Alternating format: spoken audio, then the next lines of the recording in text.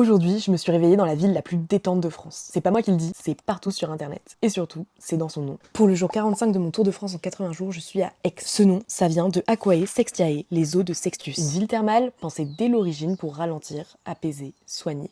Et ça se sent partout ici. Mais dans notre monde, être détendu, joyeux, coloré, on voit vite ça comme de la légèreté. Comme si ralentir, rester en enfance, c'était ne pas être sérieux. Et c'est en déjeunant à l'hôtel de Caumont que je tombe nez à nez avec une sculpture de Niki de Saint-Phal. Un homme en costume cravate, très sérieux, qui semble sur le point de s'envoler grâce à une muse colorée et ailée. Je pousse alors la porte de l'expo Niki de Saint-Phal, le bestiaire magique, et je comprends vite que chez Niki, tout est question de transformation. On dit souvent que son art est léger, mais ici, il y a des araignées, des dragons, des monstres, des serpents.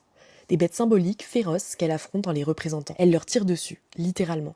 C'est sa façon de libérer sa rage, de la canaliser en création. Une sorte de catharsis en couleur. Et puis, il y a ces baigneuses. Des femmes rondes qui rient, dansent, prennent toute la place. C'est ça que Niki voulait mettre dans l'espace public. Des corps qu'on n'a pas l'habitude de voir célébrer. De la joie, de la couleur, une invitation à lâcher prise, comme ces ballons dans les escaliers. Mais le moment le plus fort pour moi, c'est à la fin de l'expo. Des sculptures fines, fragiles, presque en apesanteur, c'est skinny. Elles datent d'un moment où elle pouvait à peine respirer, épuisée par les produits chimiques utilisés toute sa vie. Alors elle sculpte autrement.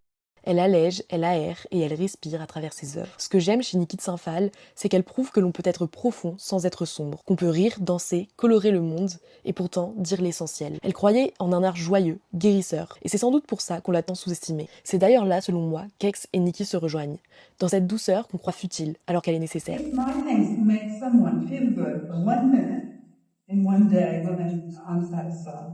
Eh bien, mission accomplie, car je ressors de l'expo avec cette sensation de détente promise par la ville. Et je quitte Aix le cœur plus léger, avec un peu de magie dans mes bagages.